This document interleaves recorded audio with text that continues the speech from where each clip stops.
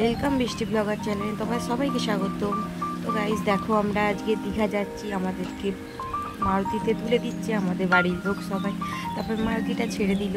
আমরা এখন সোজা যাচ্ছি তারকেশ্বর স্টেশন। কম বেশি তোমরা সবাই জানো তারকেশ্বর স্টেশন। তারকেশ্বর স্টেশনে গিয়ে আমরা ট্রেন ধরে নিলাম।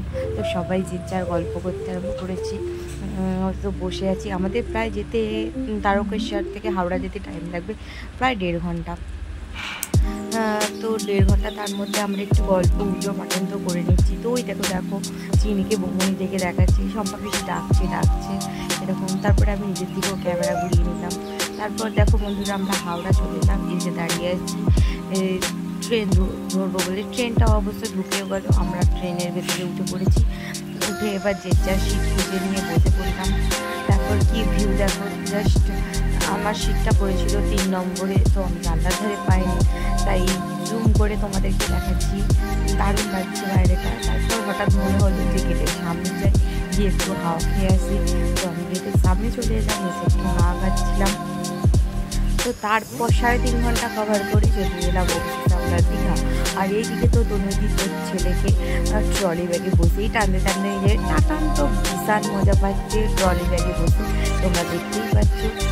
তো বকতে বকতে দীঘার সামনে স্টেশনের কাছে চলে এলাম আমরা।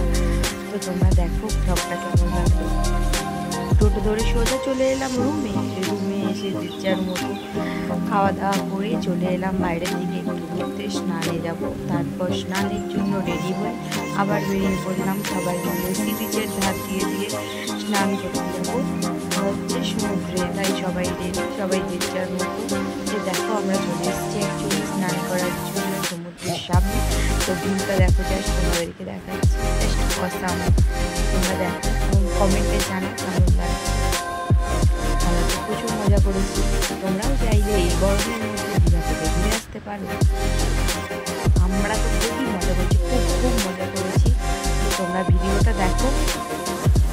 এবার স্নানের জন্য নিচের দিকে কমসে কম নামতে থাকছি। সমুদ্রে নামবো, জাস্ট মনটা তো একদম উথাল পাতাল করছে যে কখন গিয়ে জলটায় পাবো। তো হ্যাঁ বন্ধুরা, আমি আরেকটা কথা বলি, আমার লাইফে ফার্স্ট এই দীঘা যাওয়া। তো আমার একটা বিশাল অভিজ্ঞতা হচ্ছে, অনেক কিছু দেখলাম, জানলাম। তো তারপর দেখো আমি জলে নামলাম, সামনে বিশাল মজা করছি। তো প্রচুর ঢেউটা তখন ছিল না, আমরা সামনের দিকে ছিলাম। তো আস্তে আস্তে জলে যাবো, ফোন নিয়ে তো আর যাওয়া যাবে না, তাই একটু দূর থেকে দাঁড়িয়ে এইসব উপভোগ করছিলাম। ওই দেখো আমার মা ফার্স্টে মাথাতে জল দিয়ে দিল। তারপর আমরা সবকটা বন্ধু মিলে 2-4টে রিলস বানিয়ে নিচ্ছিলাম, তোমরা দেখতেই পাচ্ছ রিলসের মধ্যে। তো স্নান টান করে এসে আমি ছাদে উঠেছিলাম। তো ফ্ল্যাটের ছাদটাই, সরি ফ্ল্যাট না, রুমই হলো, রুমের ছাদে উঠেছিলাম জামা কাপড় শুকোতে দেওয়ার জন্য। তো আমার ভালো লাগলো তোমাদের সাথে এই সমুদ্রটা একটু শেয়ার করলাম, যে জুম করে কেমন লাগছে তোমাদেরকে দেখাচ্ছি। আমি তো বুঝতে পারছিলাম না, চোখে প্রবলেম আছে, তাই আমি জুম করে করে দেখছিলাম কে কী করছে। তাই তোমাদের সাথেও শেয়ার করলাম, কেমন লাগছে একটু জানিয়ে বলো। কম বেশি তোমরা সবাই আশা করি গেছো, আমার মতো নয়। আমি ফার্স্ট লাইফে। তারপর সন্ধে টন্ধে হলো, ওই আমরা আবার ঘুরতে বেরিয়ে গেছি যে যার একটু মার্কেটিং করার জন্য।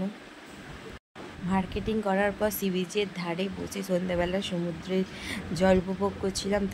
তারপর মনে হলো যে না, একটু নিচে নামা যাক। আবার সমুদ্রে নেমে পড়েছিলাম। জানি না কেমন বুঝতে পারছো তোমরা সমুদ্রে নেবে, আমি তোমাদের দেখানোর চেষ্টা করছি। তো দেখো কেমন লাগছে, পা ভেজাচ্ছিলাম আমি।